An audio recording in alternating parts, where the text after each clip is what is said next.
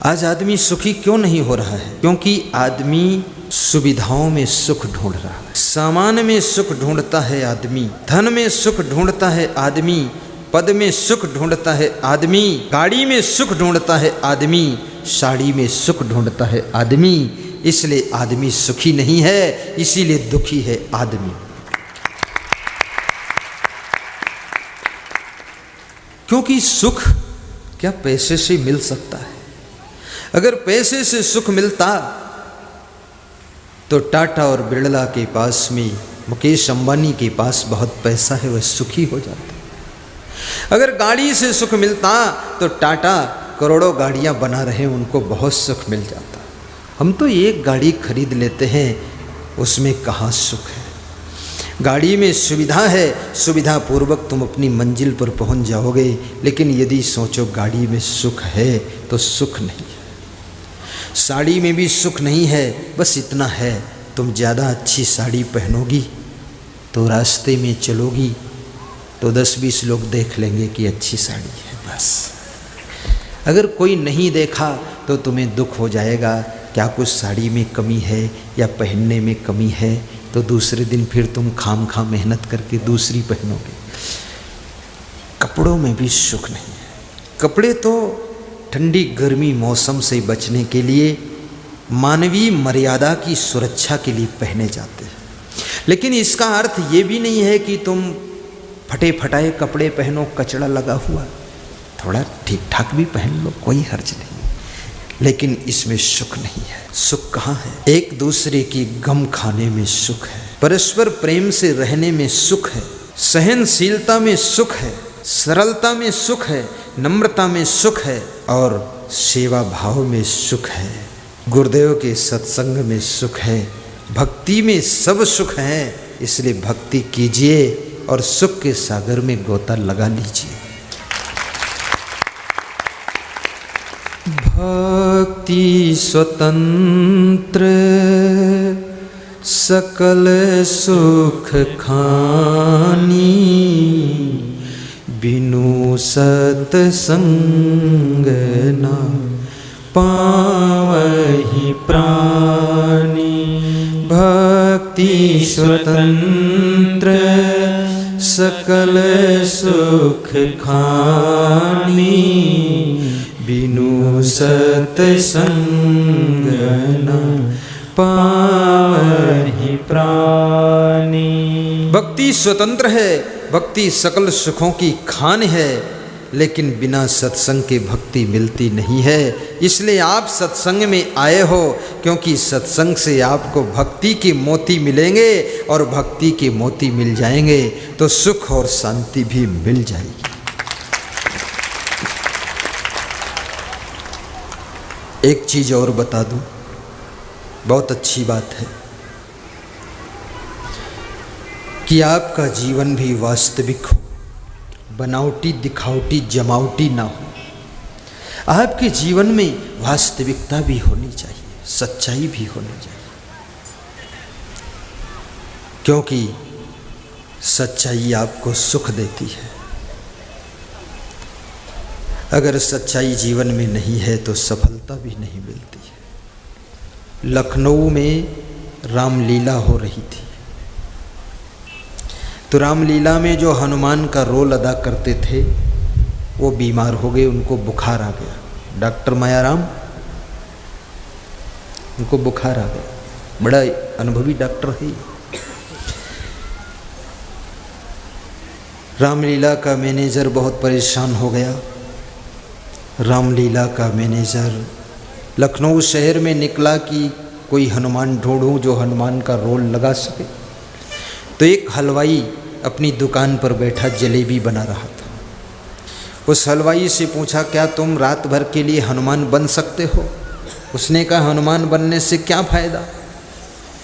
तो रामलीला के मैनेजर ने कहा, हलवाई बनने से क्या फ़ायदा? बोले, हलवाई बनने से 200 रुपये मिलते हैं प्रॉफिट के हमको शाम तक। तो बोले, हनुमान बनने से आपको 500 रुपये मिलेंगे। तो उसने कहा, मैं हनुमान तुरंत बन जाऊंगा, हलवाई नहीं बनूंगा। चलो। रात में रामलीला हो रही थी, हलवाई आया, हनुमान बनकर बैठ गया, हनुमान जी का मुखौटा लगा दिया गया, पूंछ हनुमान जी की लग गई, गदा हनुमान जी का पकड़ लिया। तो पूछा करना क्या इसमें पड़ेगा? बोले रावण आएगा, पूछेगा तुम कौन हो, तो बता देना मैं हनुमान हूँ। और जब पूछेगा क्या कर रहे हो, तो कह देना सीता की खोज कर रहा हूँ। बस इतना ही करना है, 500 रुपये मिल जाएंगे। तो उसने कहा ये तो हम रोज़ कर देंगे, इसमें क्या बात है।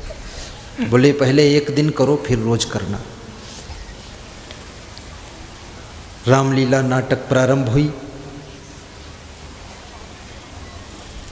पर्दा उठा, रावण प्रकट हुआ। जो हलवाई हनुमान बन करके बैठा है उसके सामने रावण आया। रावण की बड़ी बड़ी मूछें थी, भयंकर चेहरा, कनक भूधराकार शरीरा, समर भयंकर अति बलवीरा। रावण ने जोर से डपट लगाई, तुम कौन हो? तो हलवाई इतना वो डर गया, उसने कहा भाई साहब मैं तो हलवाई हूं।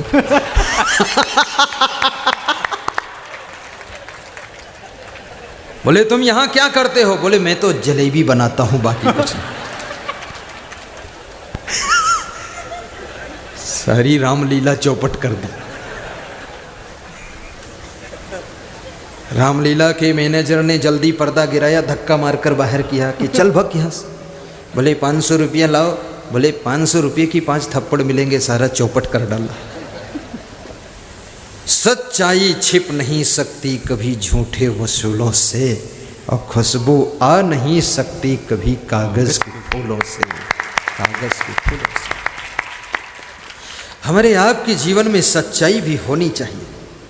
संत बनो तो सच्चे संत बनो। आगता श्री से आगता, ये लक्ष्मी को बुलाने का मंत्र है। आप कहो तो इसे हिंदी में खोल दूं और ना कहो तो संस्कृत में रहने दो। हिंदी में खोलूं? खोल देता हूं, क्योंकि संस्कृत आप सबके पल्ले नहीं पड़ेगी। मूर्खा यत्र न पूज्यन्ते, धान्यम यत्र सुसंचितम।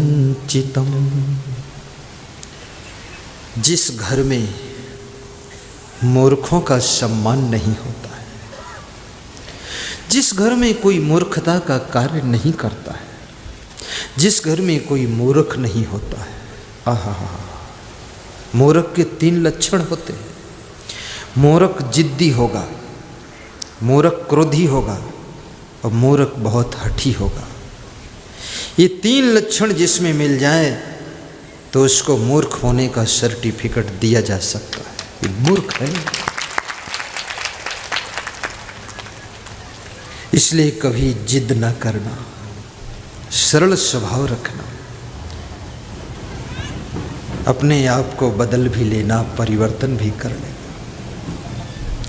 जिसके घर में कोई मूर्ख नहीं है, कोई मूर्खता का काम नहीं करता है, और जिसके घर में मूर्खों का सम्मान भी नहीं है, वो हो बहुत बड़ी बात है। हर डाल पे उल्लू बैठा है, कोई डाल खाली नहीं जहां पर समझदार बैठे। उस घर में लक्ष्मी आकर के निवास करती है।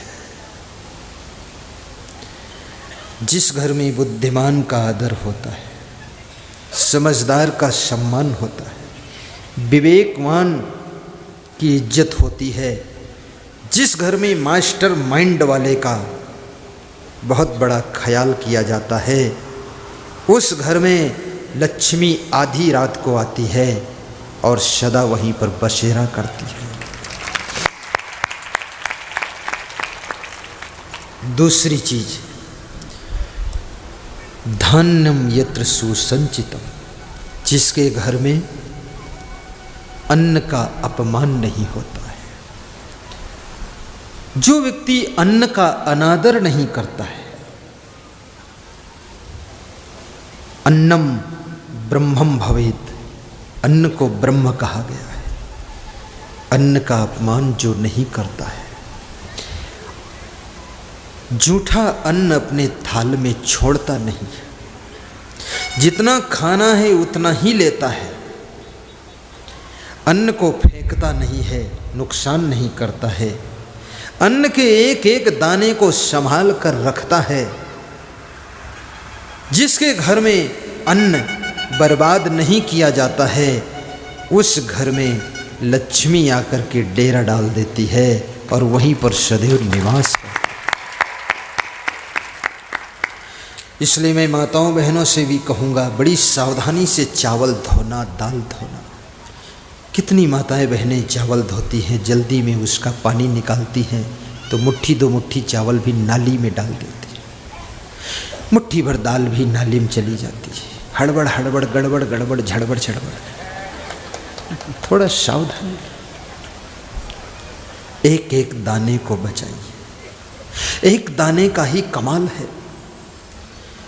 और कितने पुरुषों को देखा गया, इतना अपनी थाली में परोस लेते हैं, उनको ऐसा विश्वास है कि अब कल मिले न मिले क्या होगा। पूरा फुल कुंभकर्ण बनकर बैठते हैं। भात की ढेरी, फिर रोटियों का बंडल, और फिर अगर बूंदी बन गई तो क्या पूछना है। इतना ले लेंगे, खाते खाते खाते खाते 1.5 घंटे तक खाएंगे। इतनी देर में तो भैंस भी खाकर चली जाएगी और नहीं निकलेंगे। कोई पूछे इतनी देर क्यों, तो कहेंगे विधिवत खा रहा। अरे थोड़ा जल्दी करो, बोले प्रेम से खा रहा। अन्न थाली में छोड़ना भी अन्न का अपमान है। और याद रखना, ज्यादा खा करके तबीयत को बिगाड़ना और उस ज़्यादा खाए हुए अन्न को भी खराब करना पेट में जाकर, वो भी अन्न का अपमान है। इसलिए आज निवेदन करूँगा, भूख से 1 रोटी कम खाना, 1 रोटी मेरे नाम से त्याग कर देना, कम खाना। और अगर 1-1 रोटी तुम कम खाओगे रोज, तो 2 मीटिंग खाते हो। 2 रोटी रोज बचेंगी, 730 रोटी साल में बचेंगी। और 730 रोटी बचेंगी, ये 20,000 लोग बैठे हैं, तो 40,000 रोटी रोज बचेंगी। 40,000 रोटी रोज बचेंगी। तो भाइयों और बहनों, 1 रोटी की कीमत अगर 2 रुपये है तो 80,000 की रोटी रोज बचेंगी। और वही रोटी की बचत सिंहस्थ में जब मैं आऊँगा तो तुम दान कर दोगे, तो वहाँ लाखों लोगों को भोजन करा दिया जाएगा। बस 1 रोटी का सवाल है मेरा, बस कम खाना। अब ऐसा नहीं आज तक 5 खाते थे, कल से 6 खाओ, फिर 1 कम करो, वो बात गलत है।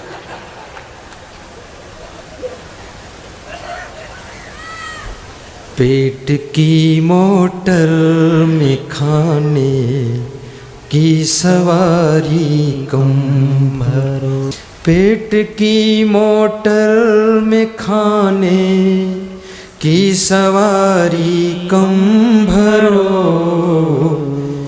पेट की मोटर में खाने की सवारी कम भरो, फेल हो जाएगी ओ। जोर से बोलो आप।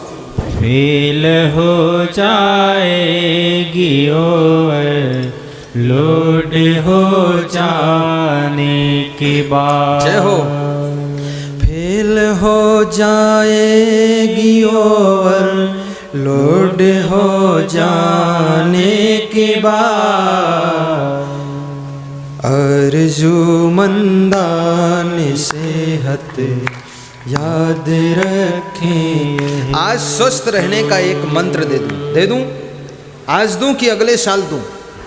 आज। इसका मतलब तुम स्वस्थ नहीं हो क्या? दे देता हूँ। नंबर 1, सवेरे सोकर उठना, 2-3 गिलास पानी पी लेना, फिर उसके बाद दातून मंजन कर लेना, फिर 2 गिलास और पी लेना, फिर फ्रेश होने के लिए जाना। पेट की कब्जियत खत्म हो जाएगी, सारी बीमारी भी खत्म हो जाएगी। और मंजन के बाद फ्रेश होने के बाद 2 पत्ती तुलसी की और 2 लौंग मुंह में रख करके उसका रस चूस लेना, तो इससे कभी लकवा अटैक नहीं होगा, हार्ट अटैक नहीं होगा, बीपी भी कंट्रोल रहेगा और स्मृति मेमोरी क्षमता आपकी बहुत डबल रहेगी। लेकिन आपको चुपके से बताया हूँ, सबको मत बताना, अपने तक रखना।